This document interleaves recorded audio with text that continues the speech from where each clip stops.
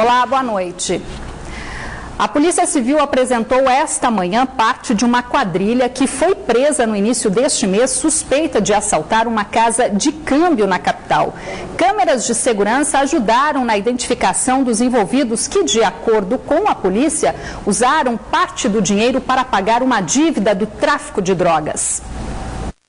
Esta imagem de uma câmera de segurança do local mostra o momento em que um casal caminha pela calçada. Segundo a polícia, bem vestidos, o homem e a acompanhante, que é uma menor, haviam acabado de participar de um assalto a esta casa de câmbio e turismo na zona centro-sul de Manaus no último dia 2.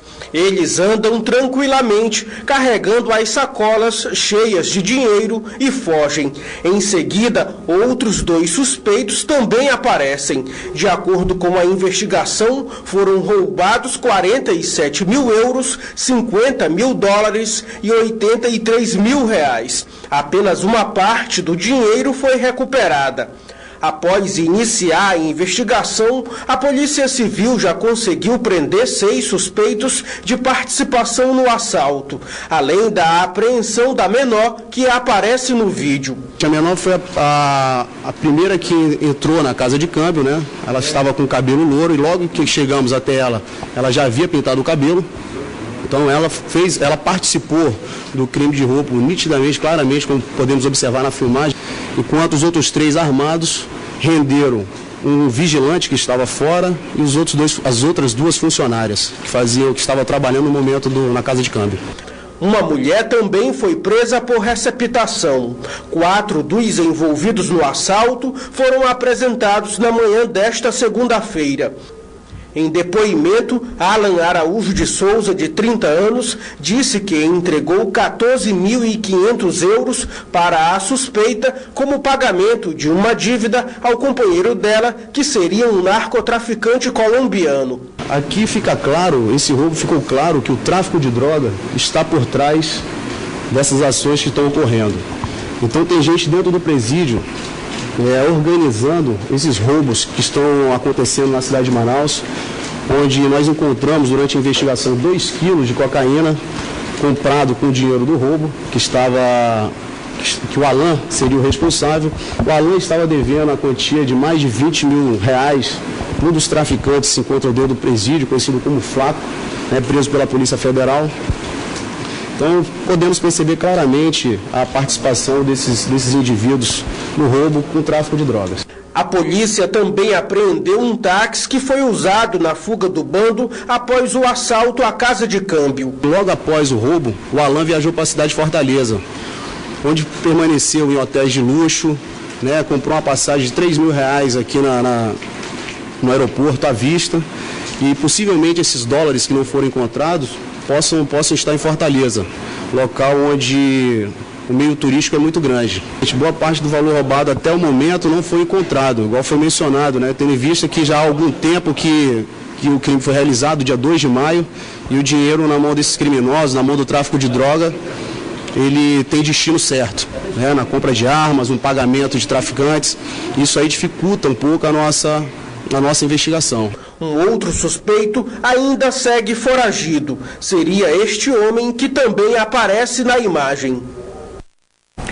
3 pessoas que tentavam embarcar uma quantidade de droga para São Paulo foram presas na madrugada de hoje no Aeroporto Internacional Eduardo Gomes, aqui na capital. Durante a abordagem, os suspeitos tentaram fugir e a polícia teve que efetuar disparos no local. Mique Jonelli Almeida Vieira, de 30 anos, Merison Ricardo Pires Ani, de 22, e Raabe Carvalho dos Santos, de 31, foram presos no estacionamento do aeroporto Eduardo Gomes na madrugada desta segunda-feira. Segundo a polícia, o grupo planejava fazer um embarque para levar drogas para São Paulo. Numa mala estavam cerca de 5 quilos de maconha do tipo skunk. Durante a abordagem policial, os suspeitos ainda tentaram fugir e a polícia precisou atirar contra o veículo em que eles estavam no local. O Mique, ele tem essa característica, ele tem até um mandado de prisão em aberto, pela segunda VCUT, até a gente já efetuou o cumprimento. Ele tem essa característica de nunca parar em abordagens policiais.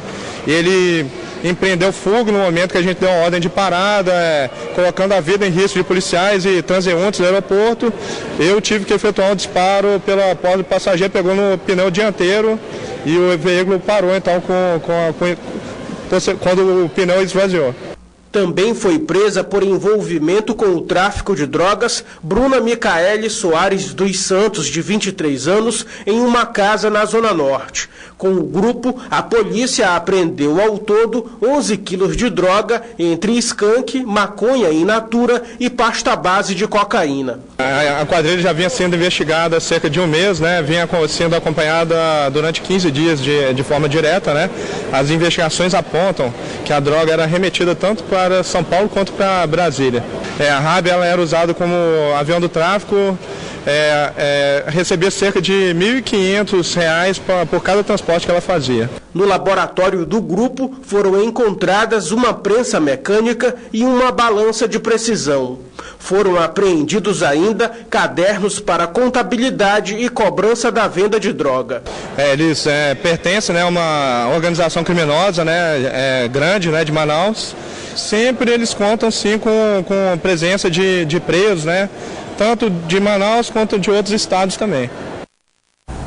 E 270 quilos de maconha do tipo skunk foram apreendidos pela Polícia Federal em uma embarcação no rio Solimões, em Iranduba. Um colombiano que conduzia a voadeira foi preso em flagrante por tráfico de drogas. Com ele estava um menor que foi encaminhado para a delegacia do menor infrator.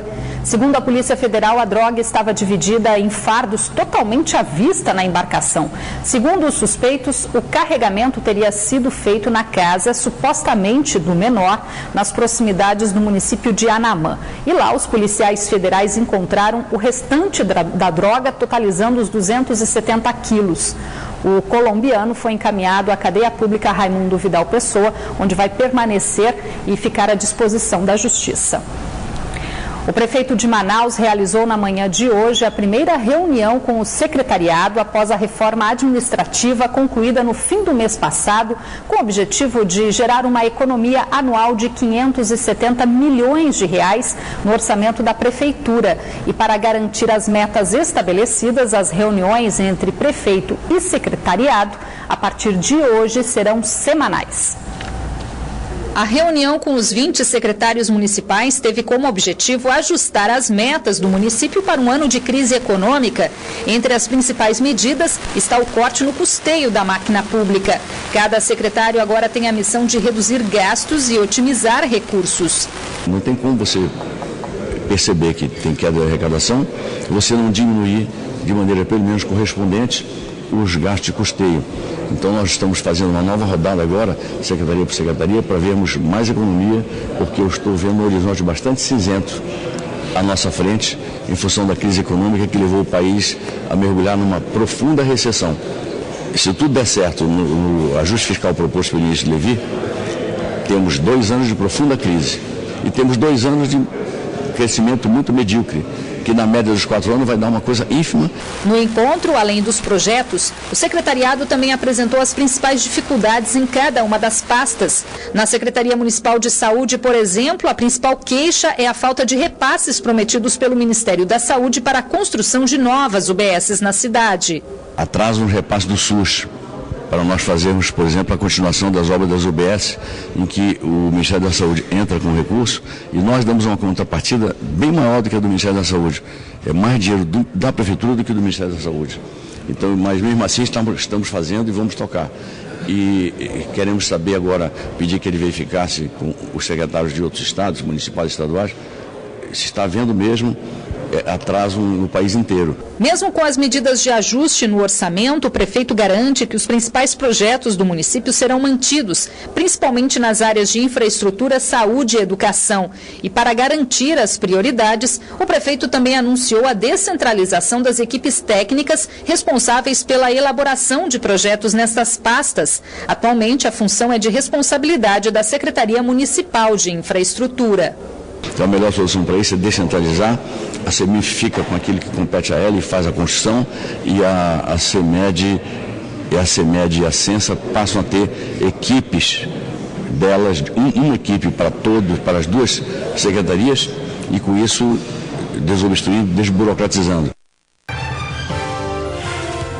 Trabalhadores da Eletrobras Amazonas Energia aderiram à mobilização nacional da categoria e iniciaram nesta segunda-feira uma paralisação de advertência de 72 horas. Segundo o sindicato, a paralisação atinge 70% dos servidores efetivos da concessionária aqui no estado.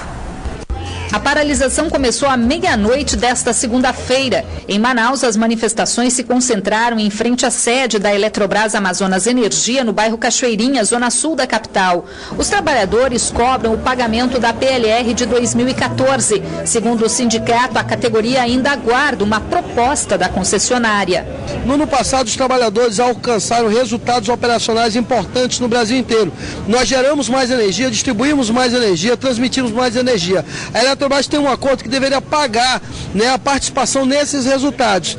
A proposta de pagamento deveria ter sido feita em janeiro, não foi feita, e o pagamento agora em maio. Por conta disso, os trabalhadores do setor elétrico no Brasil inteiro estão com seus braços cruzados. Essa é a segunda paralisação dos urbanitários realizada este ano. Ainda segundo o sindicato, 30% dos trabalhadores permanecerão nos postos de trabalho para evitar interrupção total dos serviços. Mas uma greve por tempo indeterminado não está descartada. Nós mantemos o quantitativo mínimo operacional para que a cidade continue ligada, para que o comércio e a indústria continuem funcionando. Segundo a assessoria de imprensa da Eletrobras Amazonas Energia, a paralisação não vai afetar o sistema de distribuição no estado. Ainda segundo a nota, as equipes de plantão, lojas de atendimento e o serviço de call center pelo 0800 701 3001 estão funcionando normalmente, conforme determinado por lei. Dentro da programação do Maio Amarelo, Manaus Trans realizou na manhã de hoje uma ação educativa para conscientização no trânsito na zona sul da capital. A ação foi realizada no início da manhã de hoje no cruzamento da Avenida Tefé, no bairro Japim, zona sul da capital. A atividade feita pelo Instituto Municipal de Engenharia e Fiscalização de Trânsito, Manaus Trans, faz parte da campanha Maio Amarelo, que tem o propósito de chamar a atenção de motoristas e pedestres para o alto índice de acidentes de trânsito na capital. Na prática serão abordagens corpo a corpo nas residências, nos comércios, conversando com as pessoas, levando a orientação para o trânsito seguro, as regras básicas de segurança no trânsito. Esse é o nosso objetivo. Panfletos com dicas de atenção no trânsito foram distribuídos para comerciantes e motoristas. Durante a abordagem, nossa equipe flagrou um taxista que não parou para um pedestre que fazia sinal para atravessar em cima da faixa. Esse borracheiro denuncia que a maioria dos acidentes na área é provocada por esse tipo de atitude.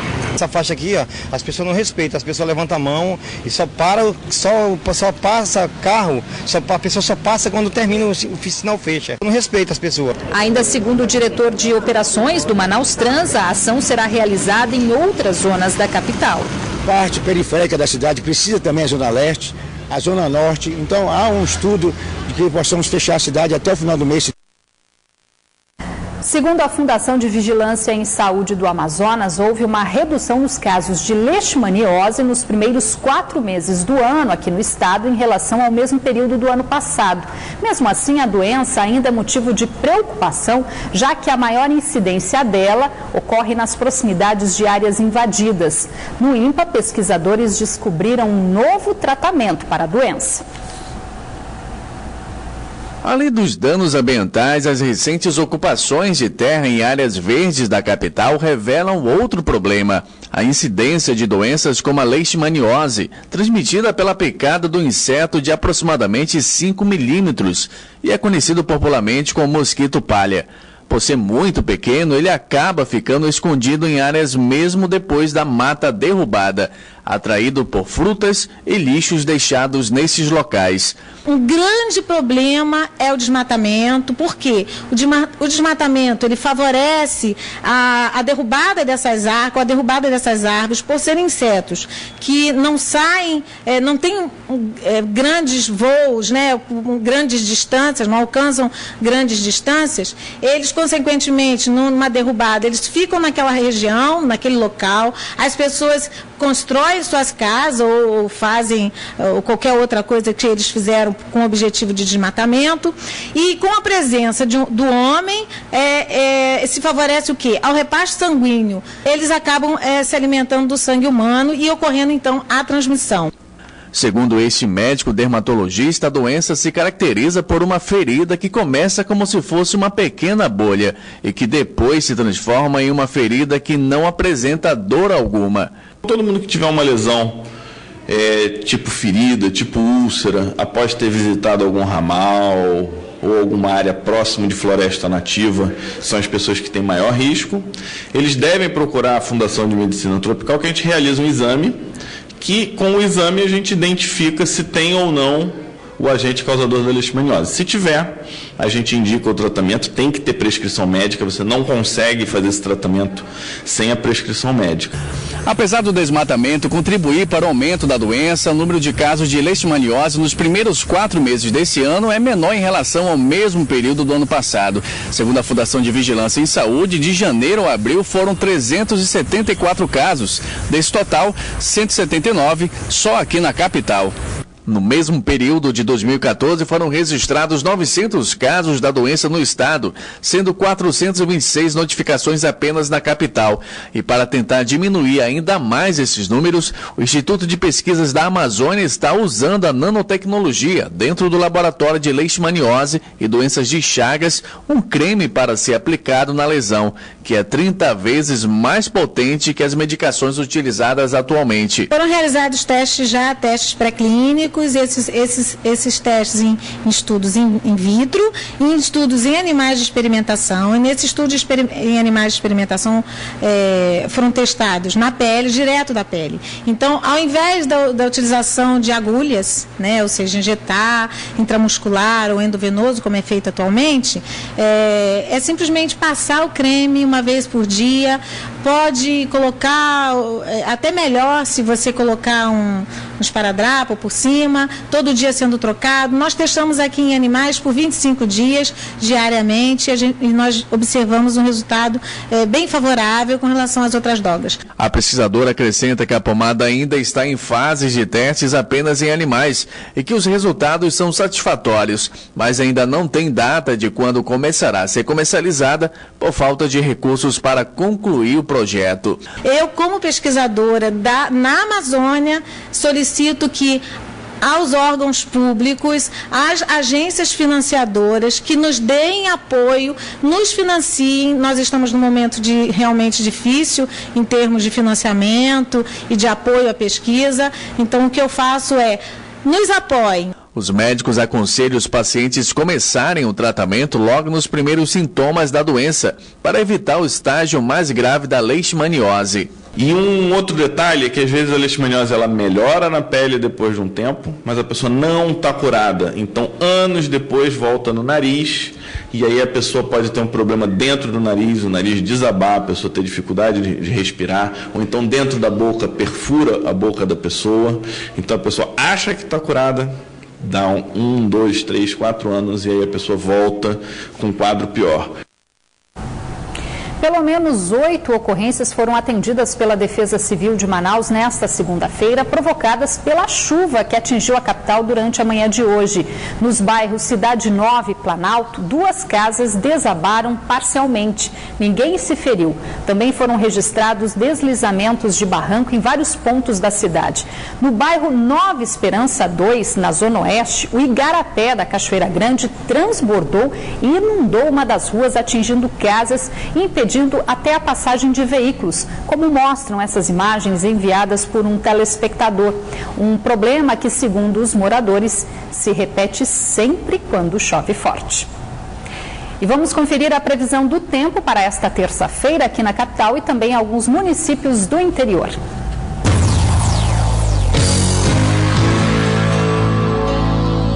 No município de Boca do Acre, a previsão é de tempo encoberto. As temperaturas variam entre 22 e 33 graus. Mesma previsão para Iranduba, que terá a mínima de 24 e a máxima pode chegar aos 30 graus. Em Manaus, a terça-feira tem previsão de tempo fechado, com chance de pancadas de chuva no decorrer do dia. E as temperaturas variam entre 24 e 31 graus.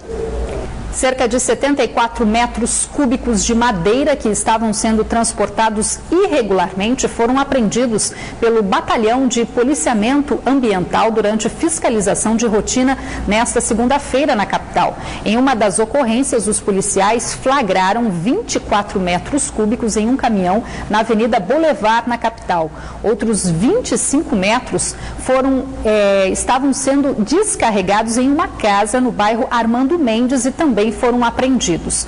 Outra carga de 15 metros cúbicos foi apreendida na M070. Em todos os casos, a carga estava sem o documento de origem florestal, que é obrigatório para o transporte e comercialização de produtos e subprodutos de origem florestal.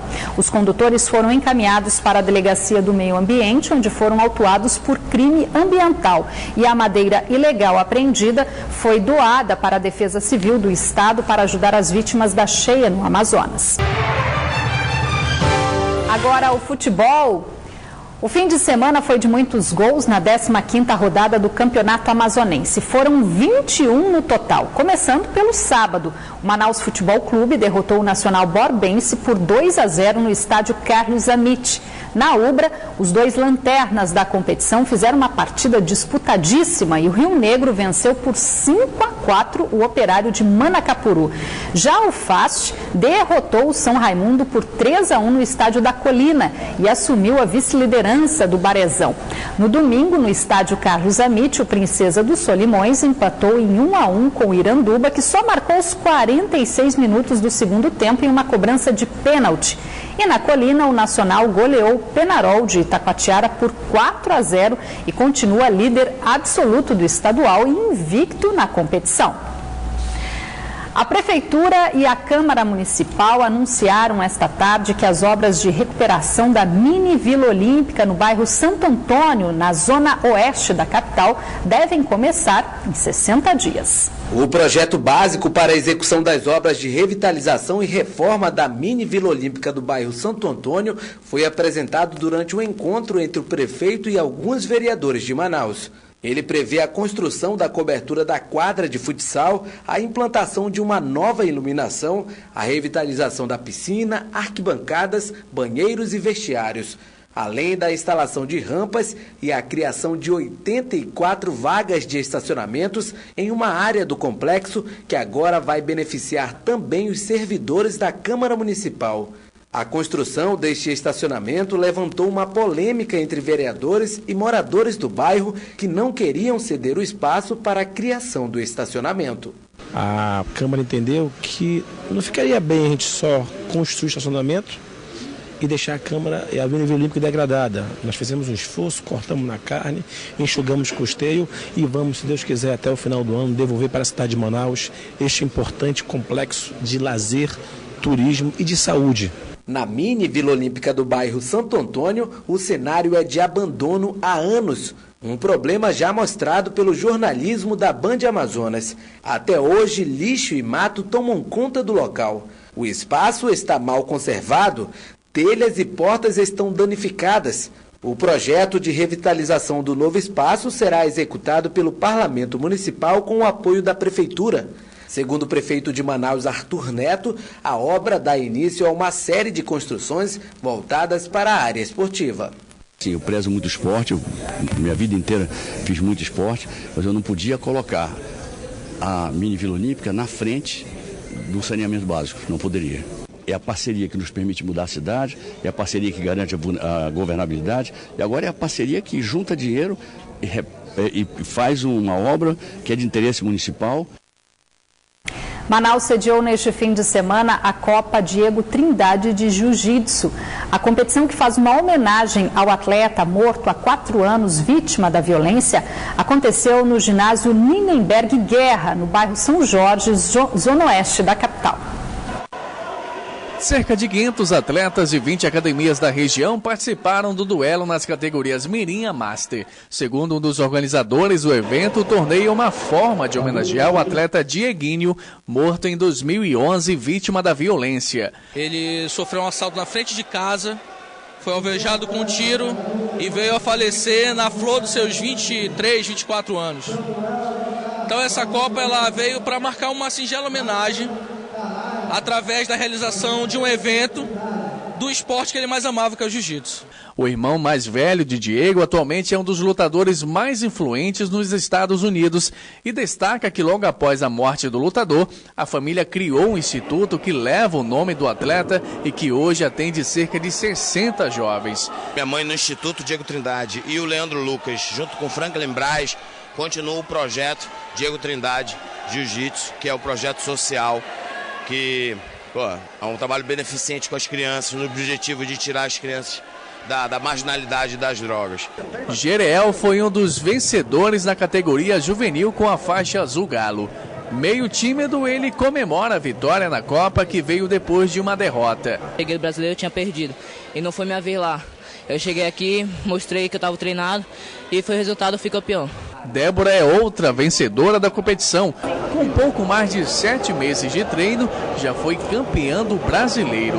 Fui para São Paulo semana passada, ganhei o brasileiro e agora estou aqui, aí apareceu esse campeonato, entrei, ganhei também, estou muito feliz.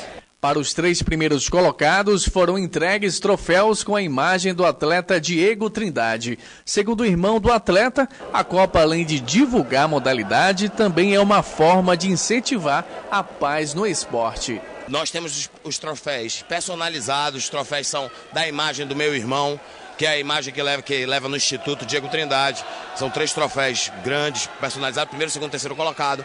Medalhas para o primeiro, segundo, terceiro colocado também personalizadas. E premiação em dinheiro na categoria absoluto, na categoria absoluto, marrom e preto.